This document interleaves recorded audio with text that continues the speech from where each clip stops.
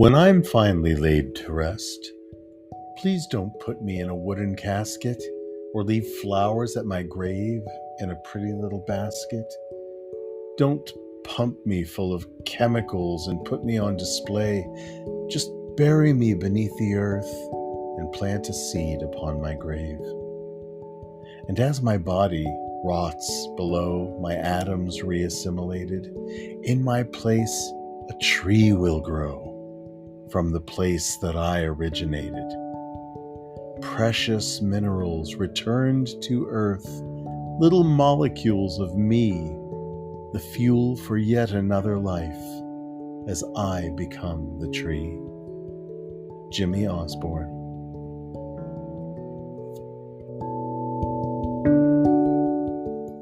Welcome to the Lost Travelers Podcast. I am your ever-loving host, Henry Cameron Allen. And today I am sitting with an old friend, Victoria Casanova, and they are working toward a new vision for their life as an end-of-life doula.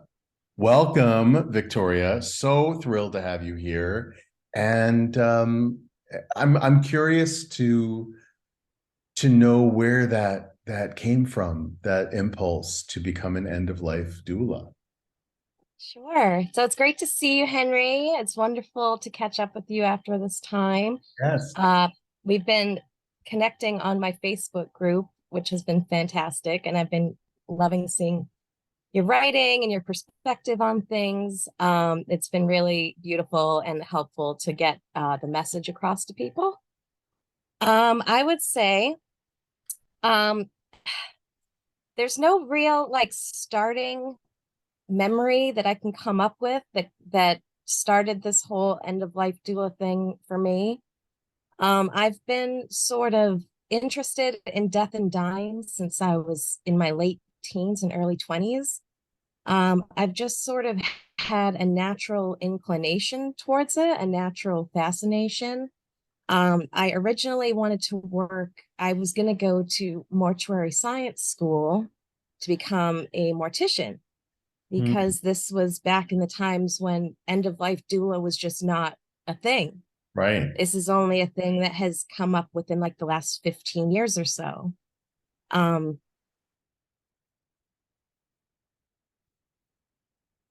An end of life doula is first. An end of life doula is somebody that that gives non-medical support for those who are in the dying process, or if they're just healthy and want to talk about dying, or they want to set up their wishes and their medical paperwork and all that sort of stuff while they're like still willing and able to do so. And yeah, this is just, it's sort of a newer profession when it comes to like actual it being a profession. People just, this was just a natural part of people's lives up until like the Victorian period. People just were around death in America constantly. Like Right. people cared for their own dead at home. And then up until the Victorian times, the mortician came in and was the one that was like the professional, quote unquote, to like start dealing with the bodily processes and everything after somebody's died. So death was sort of moved out of the house and into someone else's hands. And the doula movement is really wants to get the families really more involved and get people really thinking about their own death before it's just thrust upon them without thinking about it. So, Well, I've heard the term death doula. I love that you call it end of life doula, which is yeah, it's sort of has a different interchangeable for sure. Yeah. a different connotation. I want to get into Yeah. that conversation about what is death and is it real, and on a quantum level, how do we face this, because really death has been part of the human experience as long as life has. And the word doula has been around for a very long time, and it's sort of a guide or a caregiver during the process of birth. And so I'm really curious to hear about the history of end of life or death doulas. How do they equate? Where's the common factor between the two? Right. So yeah, doula is an ancient Greek word which means a woman who serves. Um, it's it's not it's not something like, so I'm a non-binary person. Right. So I personally don't have an issue with it being like a female connotation for me, but there's like males that work in the field too that would prefer to just be called like an end of life guide or an end of life companion or something along those kind of lines. But yeah, when it comes to like the birthing doulas and that sort of integration, that's just like the type of support, right? It's the non-medical support. It's the people that want to be there and like actually guide you through the natural processes of things, as opposed to like just putting it all in medical hands. Right. So I guess that's kind of where they overlap. And yeah, again, like this, there was this whole period, like from say like the early 1900s up until like the 90s, we'll say, where there just wasn't much of an option other than if you happen to have people that are like death inclined in your life, then that's great. But most times people don't. Right. So they just are thrown into the funeral industry and just told, here you go, just figure Yep. everything out on your own. Like, Coroner comes by, picks up the body, and you never see it again, right? Or if it's an open casket, you might see it again, but then it's sort of pumped full of all these preservative chemicals and juice to make the skin look pinker, and the lip plumpers, all that stuff, the embalming. I mean, humans have been embalming our dead for centuries, for eons, but this newer way of preserving the shell, because let's face it, that's what it is,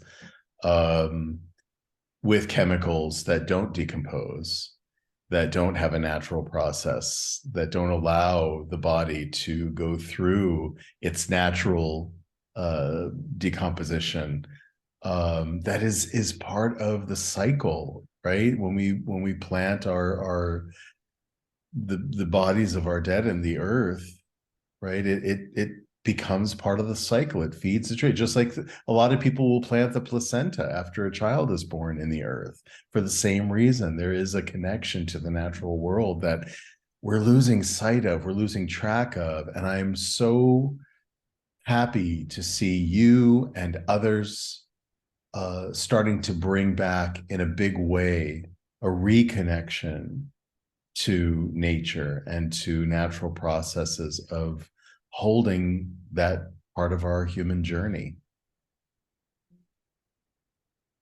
yeah. And I am a big advocate for I'm very grateful to be alive during this time actually, because we're really starting the momentum from going from really, really horrible environmental pollutant ways of body disposition to much more environmentally conscious options.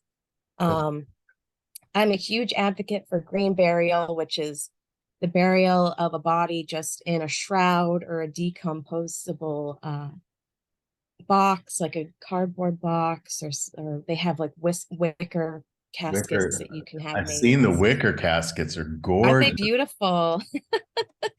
Yeah, I just like saw an article about a Massachusetts native that makes those sorts of things, which is wonderful. Wow.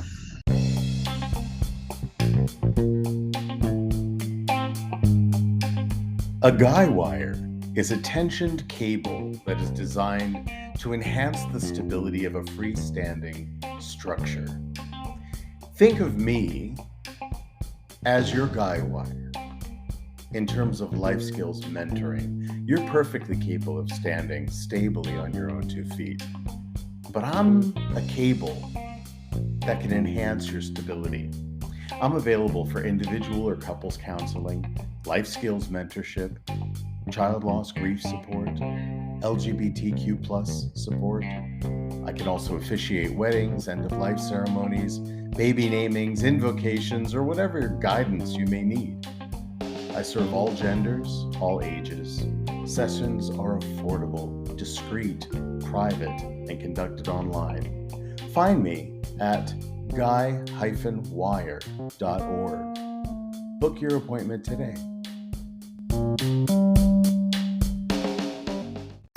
Greetings. I'm Queen Bee Divine. The cure is conversation. And where can you find me? At bluntreflections.com, where I will be talking to guests from around the world that not only share their time, but their insights and their tips on how they became the best version of who they were meant to be. So if you're looking for a great story and a great time, check me out at bluntreflections.com. The cure is conversation. And remember, blase means to tell your story.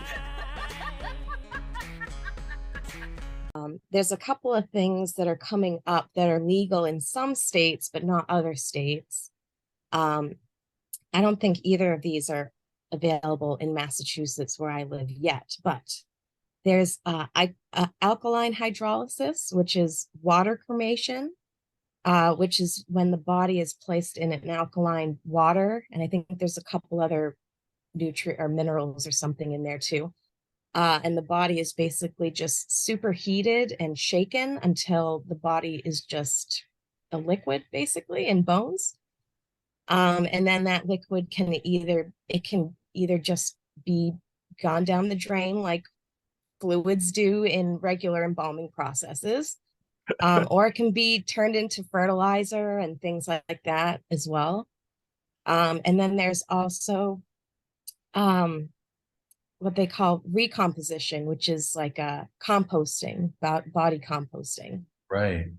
They're getting to have like real big facilities now where you can go and have your body put into a vessel that's full of it's some sort of wood shavings and hay. I don't remember exactly what the compound is that they use, but you're just put in natural stuff and heat it up. I think it's like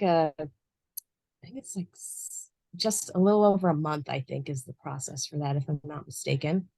And then you get so many pounds of fertilizer of compost that you can use in your garden, which I think is a really great thing as well. So well, and it sort of solves a problem, not only environmentally, because I imagine that a water cremation is far less of a carbon footprint than fire cremation.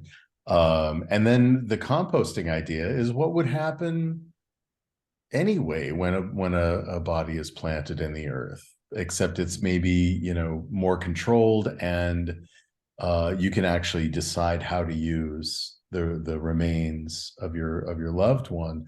As you know, I lost my son to brain cancer when he was 13, and nobody was talking about this stuff. And this was only 15 years ago. This is a new conversation. This is ancient wisdom, but cutting edge in our time. And I want to know what you think about, where was that pivot point? Where did we start to, on a grander scale, and I don't know in Europe, where I'm living, where that is right now in terms of legalities and plan. I know that here in Spain, a lot of people do mausoleums, or people are planted above ground, right, in caskets and so forth. You don't see as much cremation here. But with my son, I didn't know what my options were. I don't think there were many options. It was either put him in the ground in a casket, right, get a headstone and plant, plastic flowers, and, not to minimize the decoration of the space of a loved one, because I think that's important too. And for a lot of people in the grieving process, on that journey, it's important to have a place to go to sit with the representation of the life that was lost, as we look at it. Likewise, you can choose what to do with the ashes or the cremains of your loved one. You can release it over the sea, or you can take it to a beautiful place that was important to that person. You can plant it, you can bury it as if you would a body in a grave. A lot of people do that as well. Or like me, you can have an urn sitting on your shelf at a little shrine. I'm not ready to release his physical remains in that way, and I feel great comfort in being able to have them with me until the time comes when and if I decide that it's time, or maybe I'll want to have my remains blended with his. I mean, there's a very romantic idea of that too. When did this more natural movement come about? Because it's quite new. Do you know much about the history of it? So I'm not exactly sure on like the specifics of how it started and where and who it started with exactly, but I do know that I think a lot of people really noticed a huge lack of this sort of thing, especially like the medical system is just so absolutely overworked and just quite traumatic to people a lot of the times. So true. They're just shuffled around to all these places with no humanity. And I think people just really took a look at that and was like, this isn't right. We need to like be empowering people to know like what their options are, how their family can be involved in things. How to be your own advocate. Exactly. It's huge because the medical field is just not trained in death. They really are not. Yeah. I've seen just interview after interview of doctors telling that they just didn't know. Why do you think that is, Victoria? Why is that such a financial greed, unfortunately? really? I really feel like the funeral industry is $1 billion industry. It's enormous. And they do a lot of lobbying to get like green options just shut out of the conversation. Like humongous industries are involved with funerals.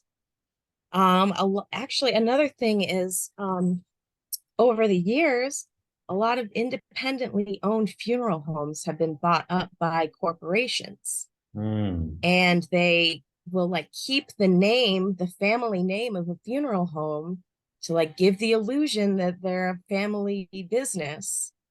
And hard, but they're a corporate entity. And it's just compounded into this whole big mess of people being afraid of death and not talking about it. And I think they just really thrive on ignorance. Yeah. So they're just. Well, and ignorance is what breeds fear. Ignorance is it's the root of fear, if you think of it that way. We fear what we don't know. And so to have this kind of a conversation on a global stage, we have listeners in 41 countries currently. And there are some cultures that handle this process, this very natural process of dying, in much more enlightened ways than we do in the West.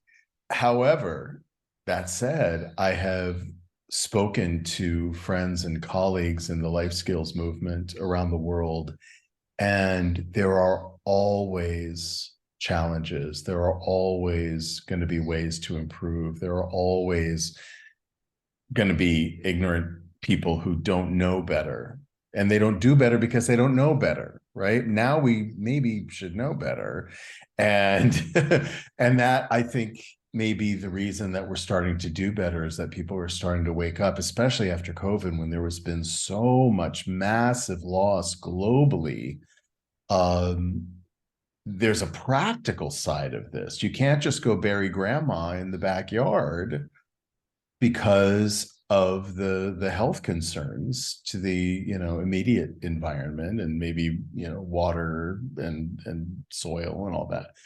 But that's what we used to do as human beings. In fact, for most of our human history, we have done that. We've only been in modern times for a blip on the screen, right? So it's encouraging to me that there seems to be more of a movement toward getting back to the ancestors.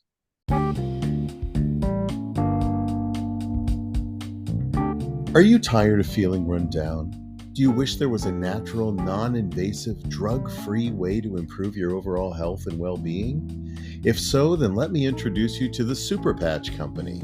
Super Patches are a range of small neurotech patches that can help with a variety of issues, including sleep, immunity, pain mitigation, athletic performance, focus, anxiety, and stress. They're safe for everyone to use, and they're backed by a 30-day money-back guarantee. So what are you waiting for? Order your Super Patches today. Now available in the EU, UK, Turkey, Canada, and the US. If you're ready to take control of your health, you can find out more online at dianedinkmeyer.superpatch.com. Super Patches. There's a patch for that.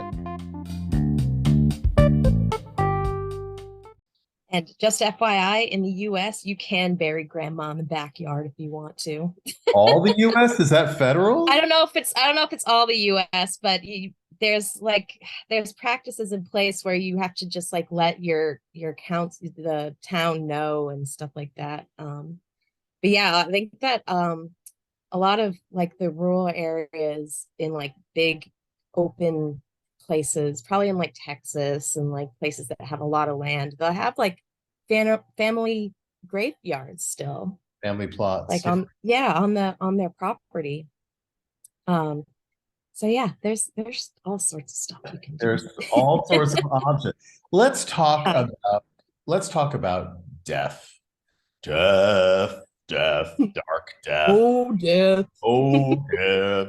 I love that your Facebook group, and I will put a link, listeners, in the description of this podcast episode, because when we refer to things, whether they're books or whether they're groups, we're all searching. We're all searching for our community. We're all searching for ways to address these fears and to learn more about these processes.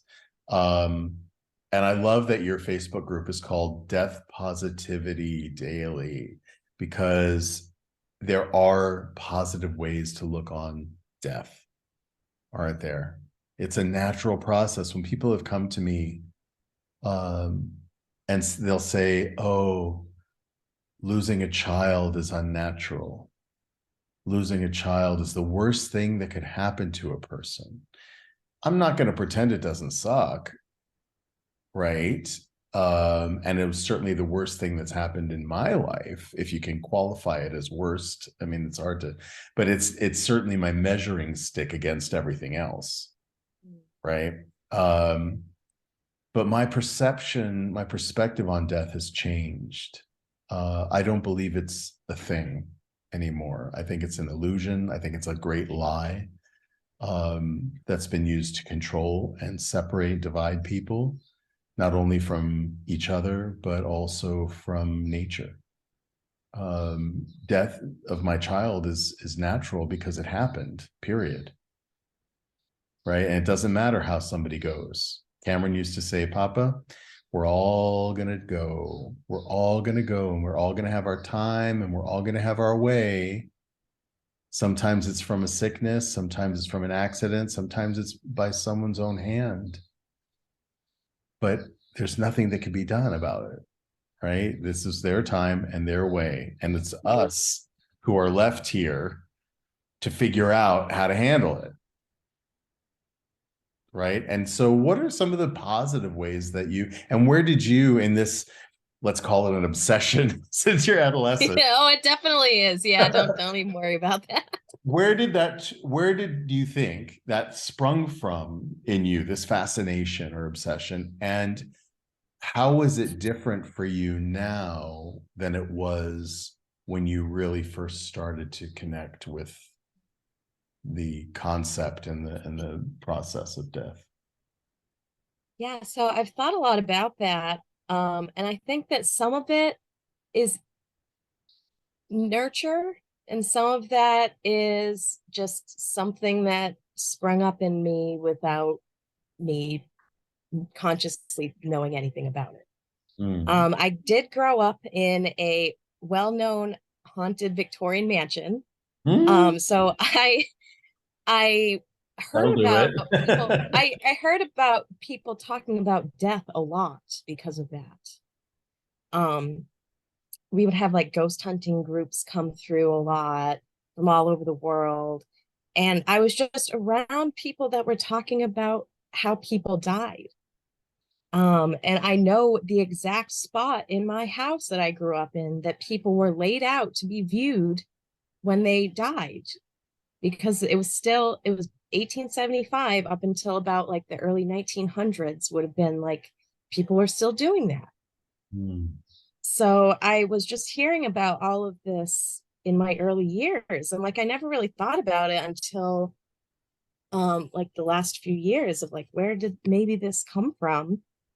But also on the other side, I am Buddhist, so I do believe in past life work.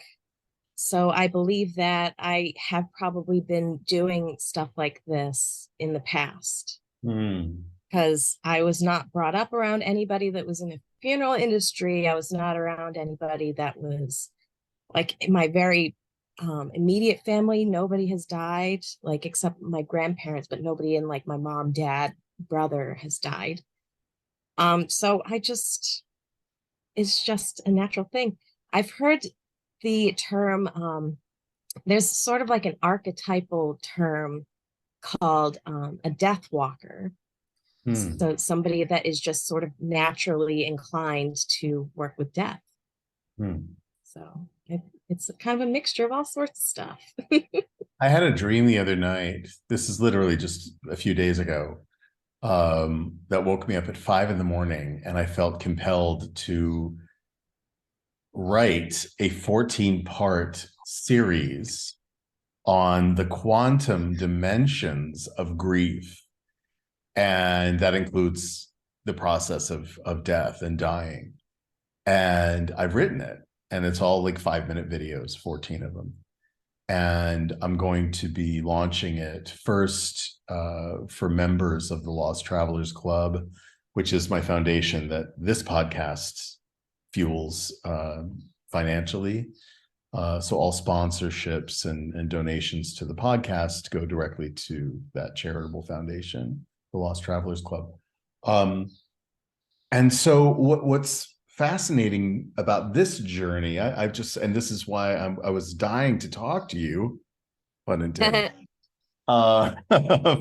that this whole concept of, from a quantum level, which the foundation of is that everything is energy and frequency. Everything from the tree to ourselves, to the house we live in, to our shoe, to our pet, to the cloud passing over. Everything is frequency and energy. And that cannot be created. Those things cannot be created, and they cannot be destroyed. They just transmute, they change form, right? This is scientific fact. We know this now. And it's being explored more deeply and with more seriousness. It's been being taken by the scientific community with a little more seriousness. There have been awards and Nobel Prizes given for this work in the quantum field. But what does that mean for death? That means that death isn't real. That means that what we perceive as death and what we fear as death and what we mourn and grieve as death is actually our ignorance of those processes that are perfectly natural, right? Children have been dying since the beginning of people. This is nothing new. It's natural because it happened.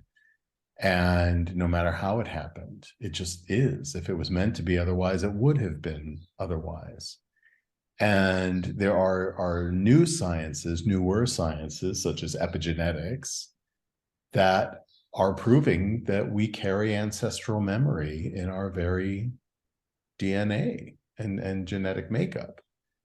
What does that mean for this exploration? And even from a reincarnation point of view, are we reincarnated, or are we tapping into a universal consciousness that everyone and everything that's ever manifested in the physical is part of? Right? And so it's the frequency that we resonate with. It's like, I see it as a great cosmic radio. You're the only one, being in the physical, that can plug it into the wall, flip it on, and start turning the dial to find the frequency you vibe with. It could be a chat show, it could be a news station, it could be classical music, it could be all share all day, right? Or it could just be one song that you love, and then the next one isn't so great, so you turn the dial subtly to the left or right, and you find the next frequency. That's kind of how I see this. What do you think? Yeah, that all sounds really cool. I've never really heard of that stuff before. It's all flowing right now. So yeah, there is like a distinction of like reincarnation and rebirth, right? So reincarnation kind of it has the elements of like having a soul that continues on from life to life. But rebirth, I think, is more of like what you are saying, is like it's not like a single soul. It's just sort of like tapping into a broader array of energies, which I think is really cool. And like, it's one of the great mysteries that we won't know until we die.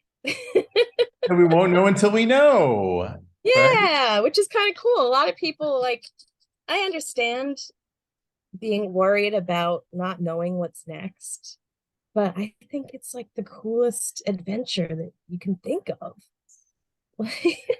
Doesn't Peter Pan say that at some point? Yeah, exactly. The greatest adventure, right? Something like that.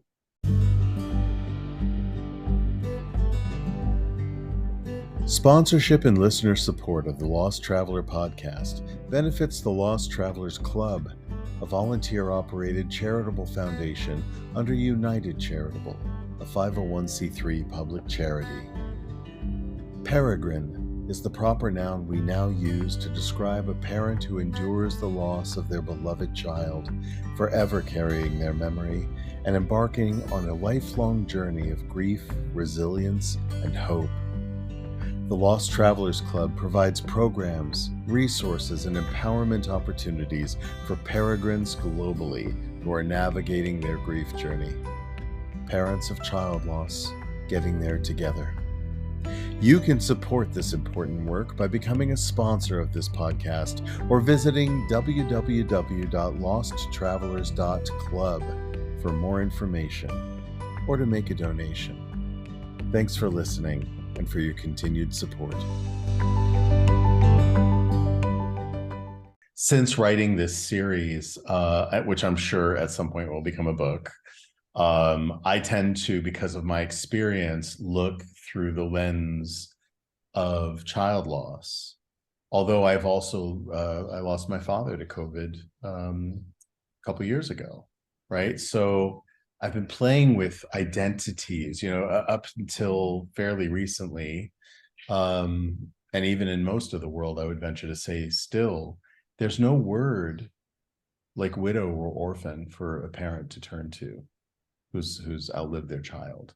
There's no identifier. We're kind of an invisible population in that sense. You can't look at somebody and know. And it's very nice to be asked, oh, do you have any children? But I can't say, oh, well, I'm a widow, or how are your parents? Oh, I'm an orphan, right?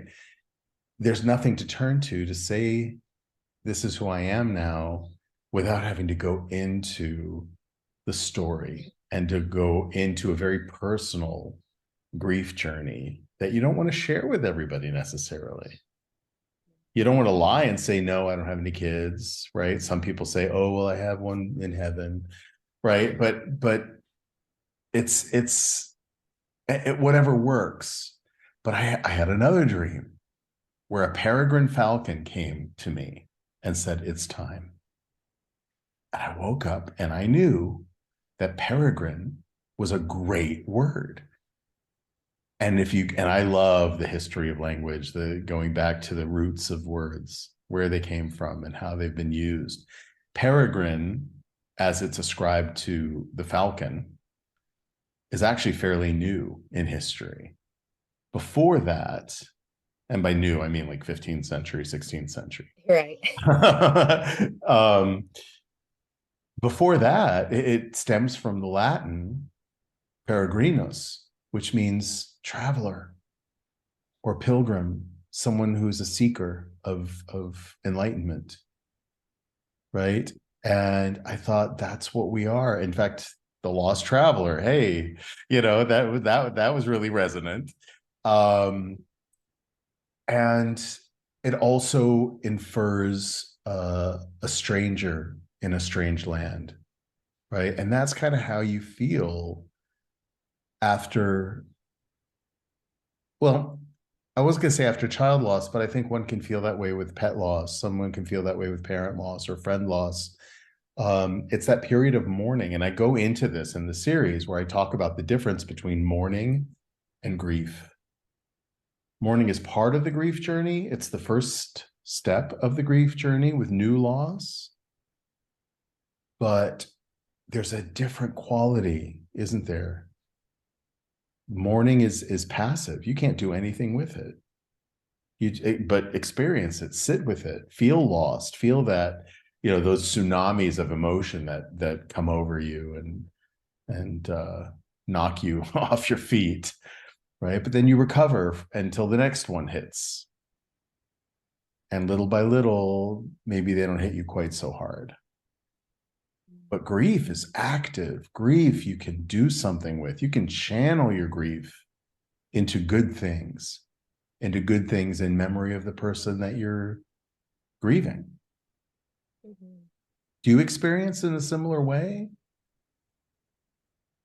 Yeah, I think people stigmatize grief a lot, and that's a really unfortunate thing.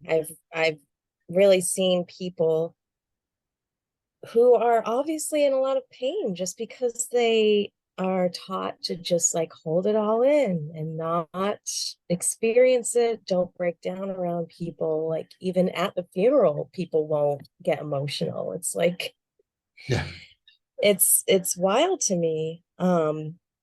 It's just such a natural emotion, and there's cultures all over the world that like openly will wail their hearts out when they're at funerals, and they are really expressing that emotion that is inside of them. And I think that is really like the most healthy thing that you can do, because otherwise people get just angry and violent and just don't know what to do with themselves. Or they just completely shut down emotionally and just become like just horribly depressed. Well, and of course, like cultural expectations fuel that as right. well. Mm-hmm. Yeah, we're not given any mourning time off of work or anything like that. I really think people should be given at least like 2 or 3 months minimum off of work if they lose somebody very close to them. Honestly, like in Victorian times, you were in mourning for a whole year. Yeah. You weren't really expected to do much of anything. Like that was just your period to feel your feelings. Yeah. And yeah, we really could benefit from people that share their stories and tell people that it's okay to feel these things and really make it more of a normal thing, Normalizing is so important for certain healthy ways of living, right? Grief is a universal life skill. This is a skill. There's a skill and art to the process of grieving. And when you are told, if you identify as a man or express as a man, you are told to sublimate your feelings. You are not to emote. You're the one responsible for carrying everyone else during their emotional time, right? People accept more readily, I think, globally, when a woman will fling herself across the casket of her loved one and wail. That's acceptable. But for a man to do it, not so much. So I've been working a lot with fathers. There's very little support in my child loss world for fathers. There are a few Facebook groups, but they're very helpful for men who don't know quite where to turn or how to express or navigate their feelings. And it's a safe space, very important, to just express where you are and what you're feeling, and to hear from others the reassurance that you're not alone, the reassurance that we understand, we get it, we've all been there, and there's hope. You'll get through it. Mourning, for me, is a temporary state. Grief is eternal. You're always going to grieve the person that you miss, right? I miss their physical presence in my life. But I don't feel the loss as sharply because I don't recognize death as a real thing, because I still have an interaction with them. This goes way back. My grandmother, when she passed away, Cameron, I think, was 2 years old. And she's the one I turn to when I've lost something and I can't find it, like a tangible, like my car keys or something. I'll say, Grandma, where are my keys? And I will hear her voice in my ear saying, they fell out of your pocket. They're under the sofa, right? I'll hear it. And Cameron, as he grew up, I mean, he was 13 when he passed, but as he grew up, if he would lose a toy or a book, he would call down from his room upstairs, Papa, would you ask great grandma Elaine where my book is? I say, no, you can develop your own connection. You just have to ask her and wait for the answer. She'll tell you. Like 30 seconds later, found it, you know, that kind of a thing, which I delight in. It's actually, it can be very fun connecting to your ancestors and your loved ones. Those connections are real. That's amazing that you raised Cameron like that too, because a lot of parents just completely keep death out of the picture in all aspects. And it sucks a lot. Yeah. But having that sort of connection is so cool. I love that. I think everyone has it. Do you? Who do you connect with? So I have a couple of friends that have passed away that I feel their presence like quite strongly a lot of the times. One passed from suicide, unfortunately, and the other passed from an overdose, but it was maybe also a suicide. We're not entirely sure, but both in pretty tragic ways. But yeah, I feel them around me a lot. I get a lot of animal signs from them. I get tons of signs like, from birds mostly. Like the turkey vulture is my animal for that sort of stuff. I get a lot of like death messages from the turkey vultures. I see them around me a lot. That is an ancient medicine. It goes way, way, way, way back to the beginning, that birds are the messengers, right? They can also be harbingers, right? And protectors and warning signs, but they're the messengers. And I think that's also the peregrine motif as a word, like widow or orphan for a parent of child loss, right? It also sort of taps into that thing. I think using ancient medicine to connect with our ancestors, and my son is now my ancestor, anyone who's listening who's lost a child, they are now your ancestor, and they are equally as powerful in terms of what they can bring and the richness that they can continue in your life.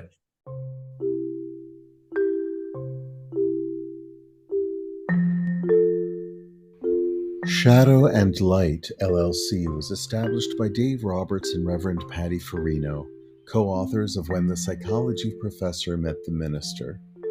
Their mission is to empower individuals to transcend life's challenges by integrating spiritual practices with psychology to achieve peace.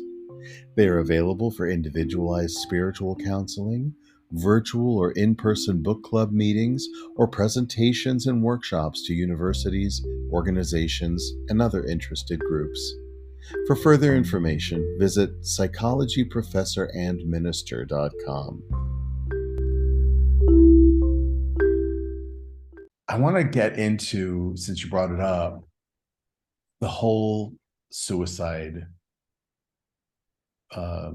plague that we are experiencing now. I mean, suicide has been around forever as well, but it seems to me, and I want to hear your perspective, that it's quite rampant right now, as is anxiety and depression. And when someone makes the choice to move on from this physical life, it leaves the fallout of that is very intense for those left behind. What do you ascribe this time and this experience, especially having lost people close to you? Drugs kind of play into that picture as well. Yeah, life is really hard for a lot of people. You know, there's a lot of hate towards specific people where they might not be killed for who they are, but the backlash that they receive for who they are is so, it can be so damaging to a person, especially if it's constant from specific people and things like that. And again, like our medical system, it doesn't support people in that realm at all. Right. Therapy, like a lot of just modern Western methods are just, they don't work for people. They're just given a diagnosis and medicated for stuff, but they're not really working on the root causes of things. Like I'm very, very fortunate to have my spiritual practice because I've sort of been realigning with like the reality of the world as opposed to what we're told our experience is.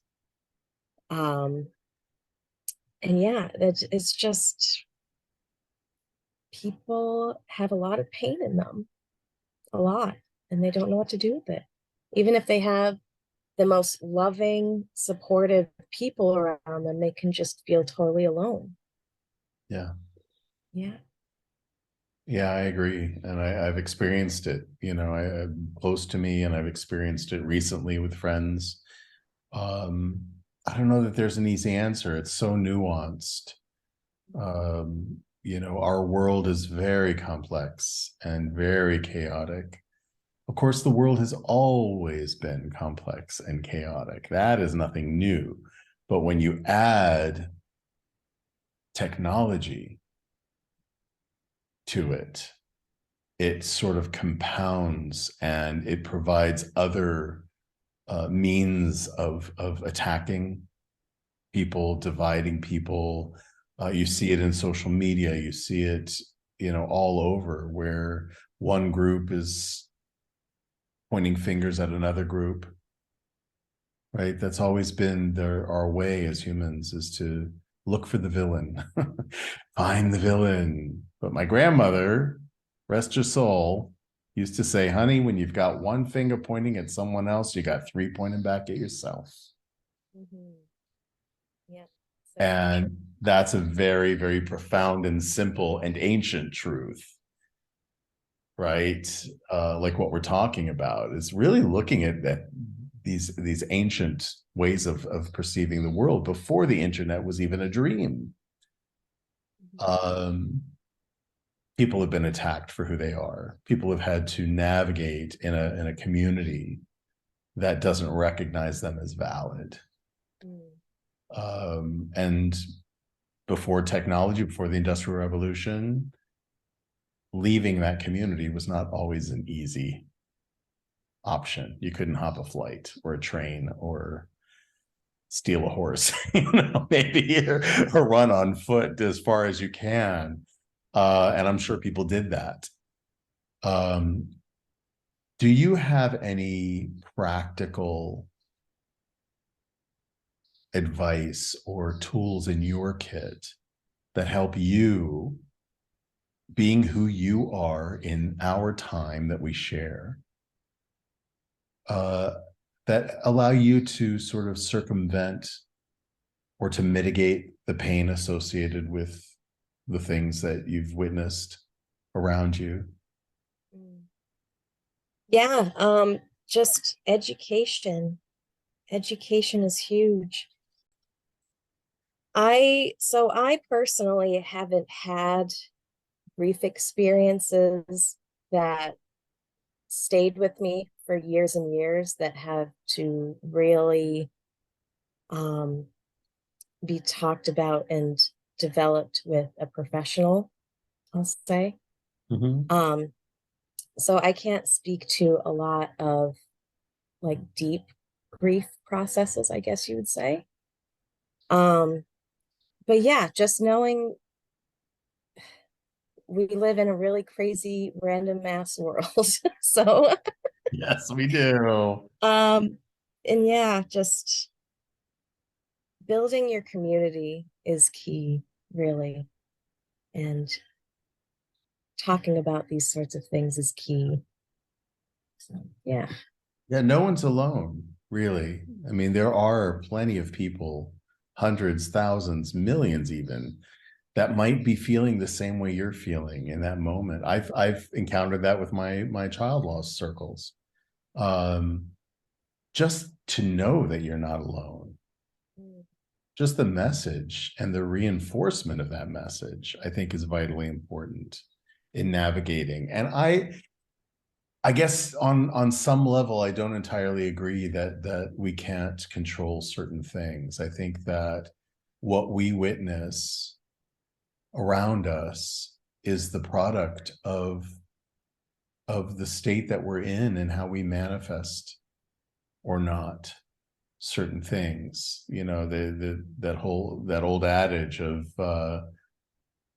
if you can see it, you can be it, right? If you can see it in your mind's eye, if you can imagine better, that's the seed for manifestation. You have to be able to imagine. That's one of the gifts, I think, of our humanity that perhaps separates us from the rest of the living kingdoms, is that we have the capacity to not only imagine. We don't know if dogs and vultures imagine.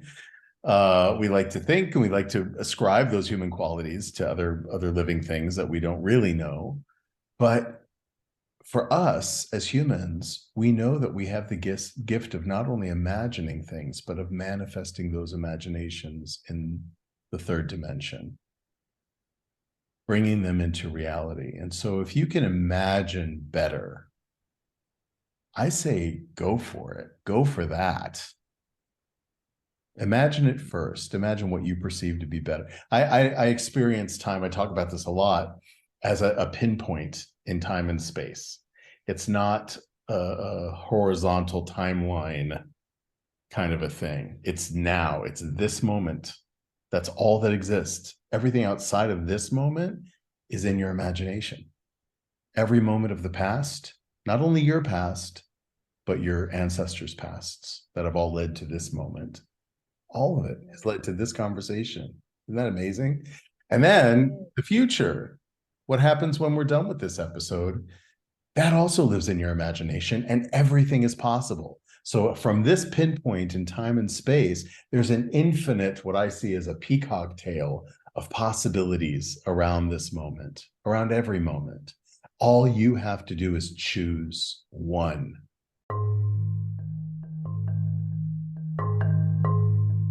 Hey, are you like me, always looking for ways to make a positive impact in the world?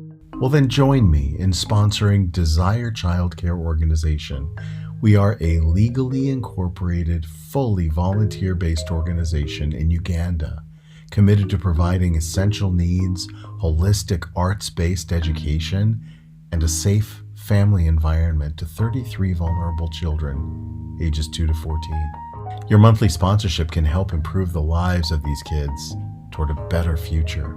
Desire Childcare is different from any other charity I know because, well, we have zero administrative overhead.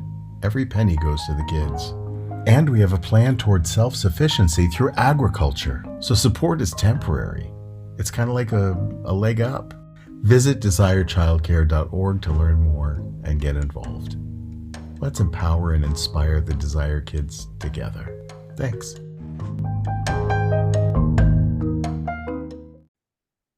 Sometimes that's hard for people to just choose one. They're overwhelmed by all the choices, all the opportunities, all the options, right?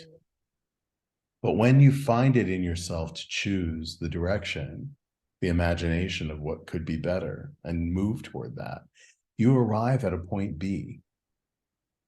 And in that point B, if you don't feel happy, if you don't feel safe, if you don't feel like you thought you might feel, it magically, effortlessly turns into a new point A, surrounded by infinite possibilities. And all you have to do is choose a different direction. It's that easy. I think people work too damn hard at it. You know, and if you're stuck sometimes without the ability to see which direction to go, sit down, be in that moment, check out the architecture. Is there anything painted on the ceiling? You know, pull out a sketch pad and just start doodling. You know, I mean, there are so many tools that we can use in our time to find our direction. But the point is, you have to start. Right. Just start. I'm so grateful that like you're in that work, that you are able to provide that for people and like really let them know that we're here. we have the tools to like get you through this sort of thing. That's right. And like the pain's obviously never going to go away, but you just relearn how to live with it. It'll transform. And yeah, and we're never the person that we were yesterday. Never. So there's similarities. Yeah, but sure, there's similarities. But just knowing that you don't have to be static in your views and that things can progress for you and that you don't have to be stuck is huge. Sometimes just a little pivot, just a tiny little, like that radio dial, will tap you into a completely different, unexpected frequency. Right? That happens to me all the time. But it's about playing with the dial, turning it just slightly this way or that, and finding, oh, that's delightful. That's a song I haven't heard before, but I'm really vibing with it. That's a great metaphor, I think, for this journey that we're on. One thing that I've been doing this season with the Lost Traveler podcast is I've been asking my co-hosts for each episode to ask a question to the next co-host to be answered. And I have a question just right for you. Okay. And then I want you to ask a question for the next co-host. Right. Isn't that fun? I love that idea. So here's your question. The question is simply, who? Who are you? And who will you be when your time on this planet is up? Who will your obituary say you were? Who will people say you were when they speak about you in your eulogy? Who will you appear as in your last words and testament, if it's emblazoned on a tomb or an urn? Isn't that a Wow. great question for you? Oh my gosh. Holy smokes. Talk about a frequency someone's tapping into. Yeah, no kidding. Woo! So, who I am, this is something that I have thought a lot about, especially like in my spiritual work and all that good stuff. So I feel like I am somebody that wants to live as enriching and joyful life as I can. I want to bring the gifts that I have to the world. I want to get people in contact with themselves and with their natural processes of things. I hope that I'm remembered as a peaceful and loving person. That's a little weird.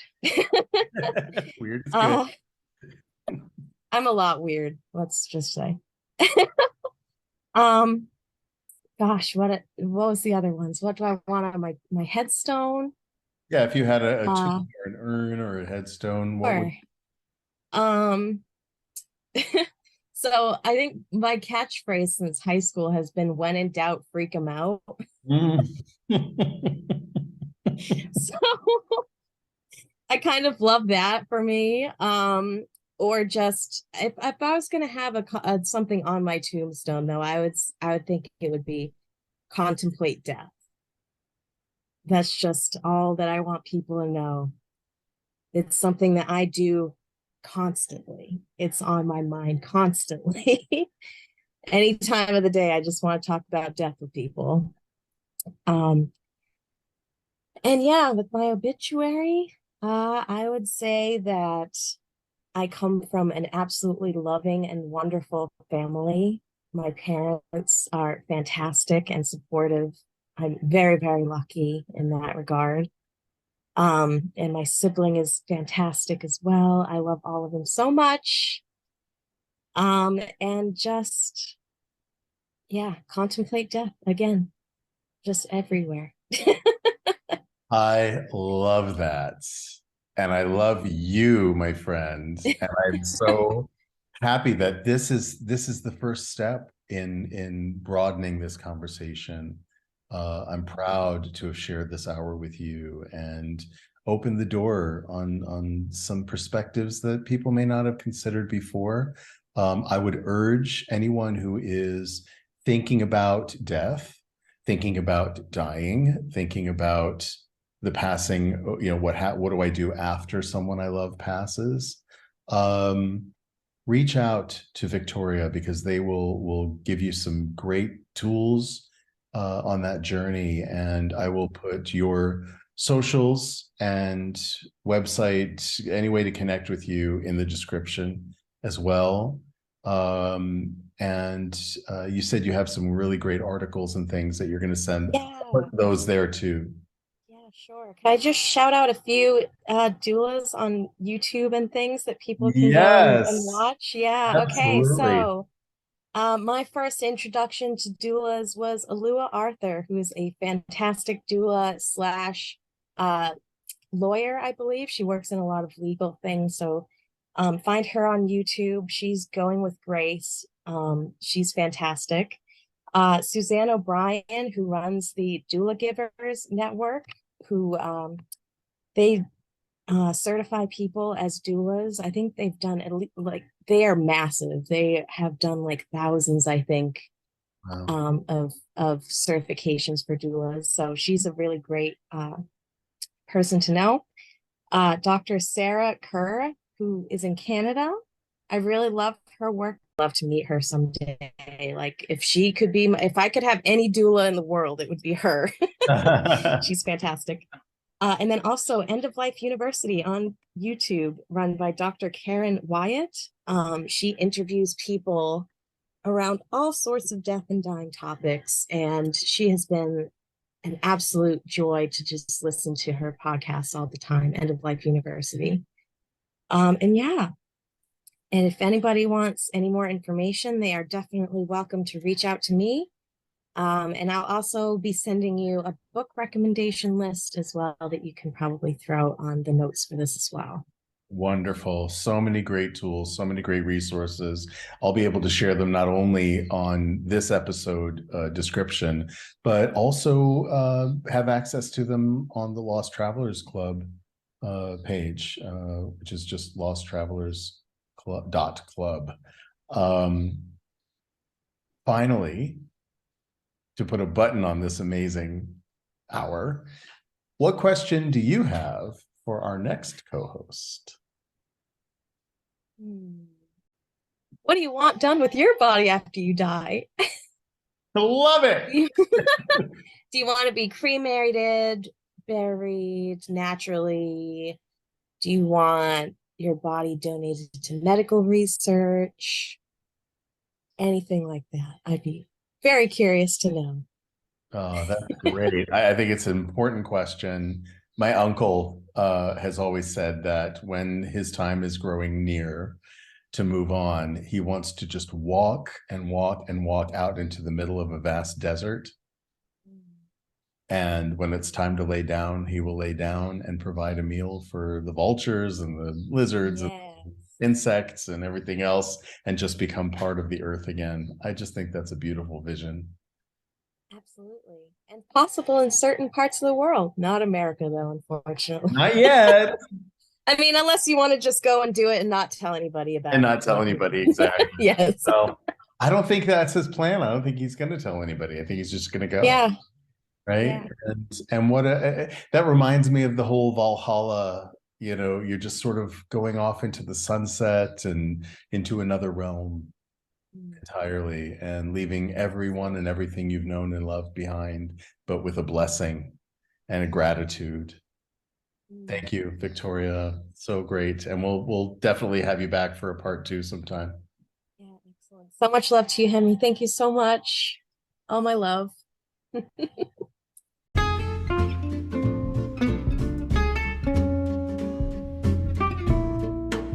You've been listening to Season 4 of the Lost Traveler Podcast with Henry Cameron Allen. Visit me online at henryallen.org. Thank you to my guests, and thank you for tuning in. Let's keep striving for a better world together.